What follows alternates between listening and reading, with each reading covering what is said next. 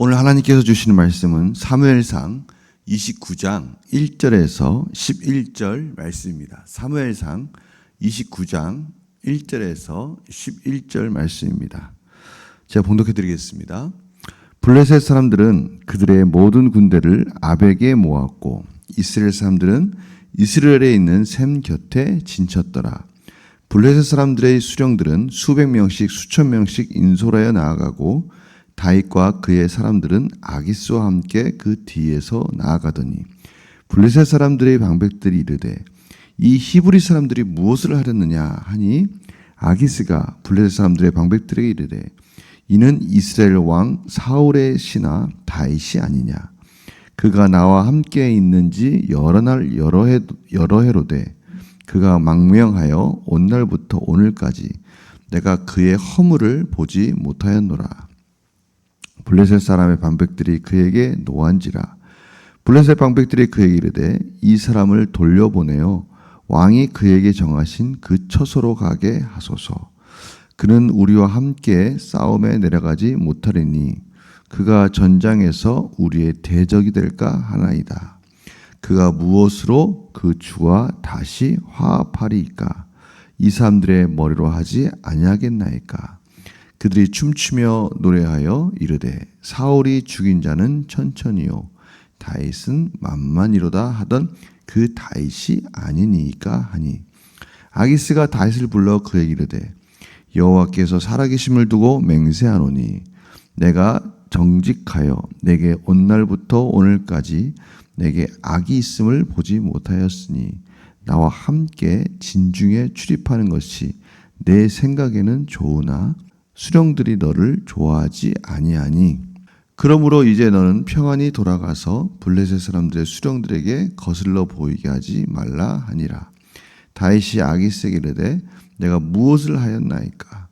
내가 당신 앞에 오늘까지 있는 동안에 당신이 종에게서 무엇을 보셨기에 내가 가서 내 주 왕의 원수와 싸우지 못하게 하시나이까? 하니 아기스가 다윗에게 대답하여 이르되 내가 내 목전에 하나님의 전령같이 선한 것을 내가 아나 블레셋 사람들의 방백들은 말하기를 그가 우리와 함께 전장에 올라가지 못하리라 하니 그런즉 너는 너와 함께 온 내 주의 신하들과 더불어 새벽에 일어나라. 너희는 새벽에 일어나서 발거든 곧 떠나라 하니라. 이에 다윗이 자기 사람들과 더불어 아침에 일찍 일어나서 떠나 블레셋 사람들의 땅으로 돌아가고 블레셋 사람들은 이스라엘로 올라가니라. 아멘. 오늘 하나님께서 다윗에 대해서 피할 길을 허락해 주셨습니다. 오늘 상황은 다윗이 어떻게 할 방법이 없는 상황을 만나게 됩니다. 이제 블레셋이 본격적으로 이스라엘을 공격할 진영을 갖춥니다. 오늘 말씀 가운데 아벡에 모였다고 말하고 있습니다. 그리고 이스라엘도 이스라엘의 진을 치고 이제 전쟁의 일촉즉발의 상황에 놓이게 됩니다. 그런데 이러한 상황 속에서 이 아기스는 다윗이 지금까지 자신에게 해왔던 것에 철저하게 속았기 때문에 당연히 전장에 다윗과 함께 나가죠. 다윗도 어찌할 수 없는 겁니다. 여기서 만약에 전장에 나가지 않으면 그동안에 자신이 해왔던 모든 것들에 대해서 이제 그것이 거짓임을 알게 될 것이고 참으로 불명예 가운데 수치스러운 일을 겪을 수도 있는 겁니다. 그런데 용병으로서 같이 나가는 것은 어쩔 수 없는 상황이고 또 설사 용병으로 나가서 만약에 이스라엘과 싸우는 척이라도 했다가 혹시나 이스라엘에 있는 사람들이 이스라엘 백성들이 그 다윗이 자신들에 향한 공격하는 그것이 설사 가짜일지라도 공격하는 일을 봤을 때 이제 다윗은 이스라엘에서 왕이 될 기회가 사라지게 되는 거예요. 왕이 될 수 없는 겁니다. 자신들을 공격한 사람을 어떻게 왕으로 세울 수 있겠습니까? 이러지도 못하고 저러지도 못하는 상황에 다윗이 놓이게 된 것이죠. 그럴 때 하나님께서 이 블레셋 방백들 각 성의 성주들의 마음을 움직입니다. 어떻게 저 사람이 우리와 전장에 나갈 수 있겠습니까? 저 사람은 예전의 노래를 또 기억합니다. 지금 세 번째 기억하는 거예요. 이 블레셋 사람들의 입을 통해서 이렇게 노래소리를 계속 들려주는 이유가 있지 않겠습니까? 사울은 천천히요, 다윗은 만만이다. 다윗을 하나님께서 왕으로 세웠다는 것을 계속해서 이방인들의 입을 통해서도 확인시켜주고 있는 것이죠. 그러한 다윗입니다.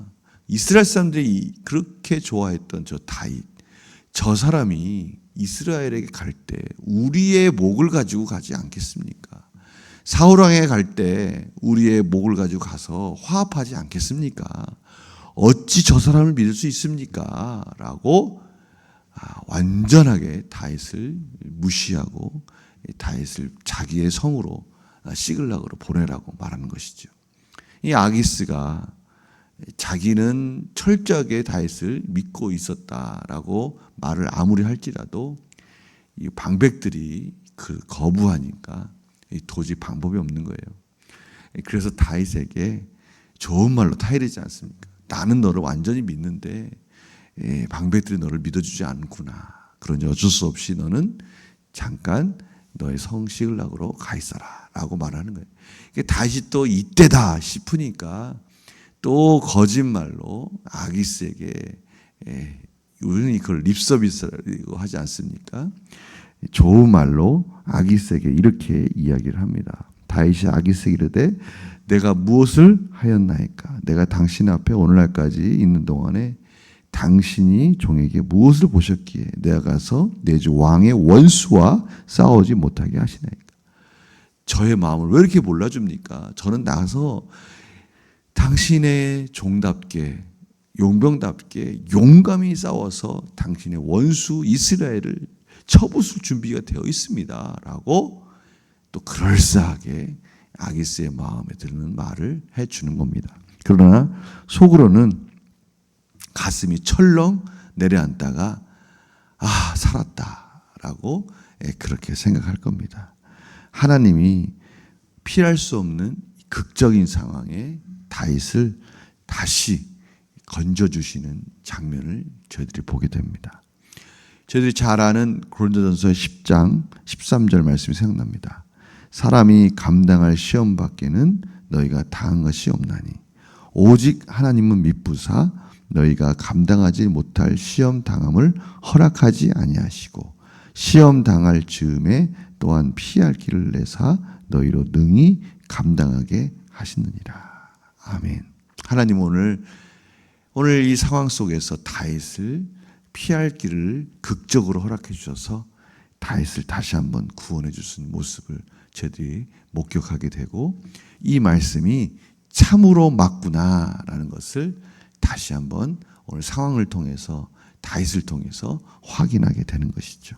결국 저희들이 오늘 말씀을 통해서 우리들이 할 수 있는 것은 두 가지밖에 없구나라는 것을 알게 되는 거예요.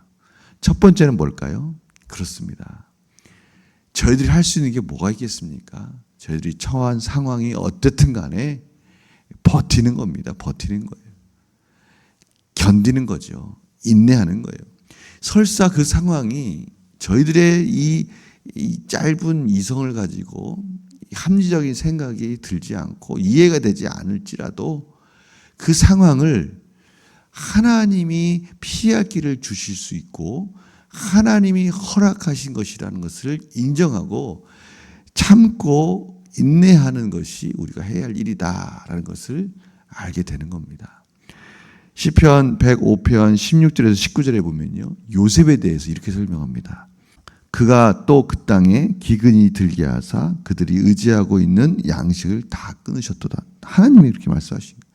그가 한 사람을 앞서 보내셨음이요 요셉이 종으로 팔렸도다. 그렇죠? 요셉이 얼마나 억울하게 종으로 팔렸습니까? 그런데 억울하게 종으로 팔린 거에 멈추지 않고 요셉이 어떤 일이 벌어집니까? 18절에 보니까요.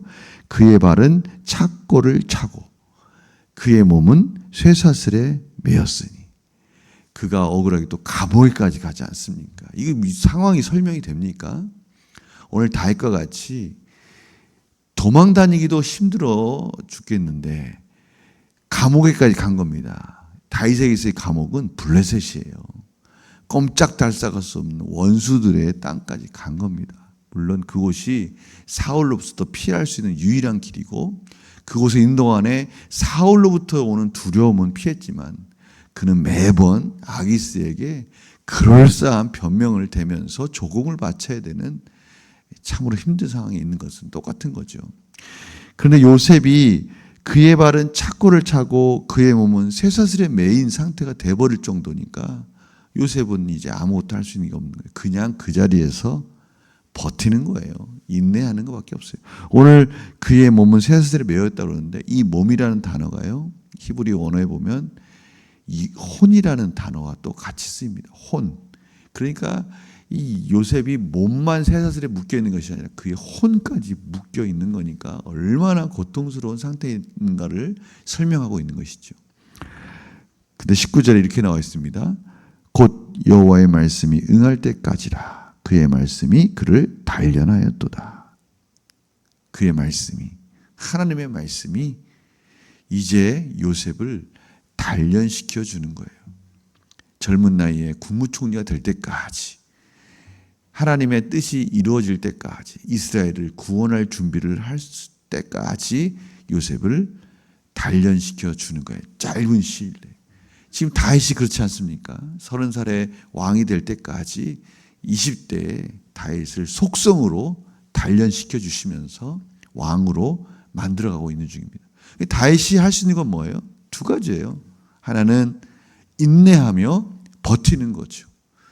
하나님이 그 말씀이 응할 때까지 자신을 단련시키고 있다는 것을 깨닫고 버티면서 말씀 붙들고, 또 한 가지는 하나님이 자신을 순간순간 피할 길을 주시고 결국 승리를 이끄실 때까지, 그 말씀이 이루어질 때까지 그 말씀을 붙들고 하나님을 의지하는 것, 이 두 가지밖에 없는 겁니다. 오늘 하나님께서 저희들을 이러한 상황으로 몰아가실 수 있어요. 아니, 어떻게 보면 저희들의 인생이 한 산을 넘으면 또 한 산을 만나고 한 산을 넘으면 또 한 고비를 만나는 그러한 상황에 처하는 것이 저희들 인생 아닙니까? 그럴 때 오늘 이 말씀, 다윗이 그저 주어진 상황 속에서 하나님이 한 고비 한 고비 피할 길을 줄 때마다 그리로 이렇게 도망가면서 하나님의 훈련을 받듯이 저희들에게도 우리의 상황 속에서 견뎌내고 버텨내고, 설사 그것이 우리의 뜻대로 되지 않을지라도 하나님의 은혜를 기다리면서 저희들이 오늘도 승리하는 그러한 삶이 되기를 간절히 축원합니다. 어떻게 한다고요? 버텨야 되는 겁니다. 이해가 되지 않을지라도 우리 자신의 그 연약함을 보고 넘어질지라도 다시 일어나서 그 자리를 지키고 또 걸어가는 겁니다. 뚜벅뚜벅 걸어가서 하나님의 은혜를 붙들고 또 승리하는 삶으로 나아가는 것입니다. 오늘 이 말씀 붙드시고 다윗에게 주신 이 놀라우신 은혜가 오늘도 저희들에게 임할 줄 믿고 승리하는 하루가 되시기를 간절히 축원합니다. 제가 기도하고 마치겠습니다. 하나님, 오늘도 저희들에게 그 자리를 지키라고 말씀하십니다. 그리고 힘들고 어려울 때는 반드시 피할 길을 주실 것이라고 말씀해 주십니다. 오늘 이 말씀 붙들고 오늘 하루도 저희들이 있는 자리에서 최선을 다해서 견뎌내고 인내하며 승리하게 하여 주시옵소서. 감사드리며 예수님의 이름으로 기도드립니다. 아멘.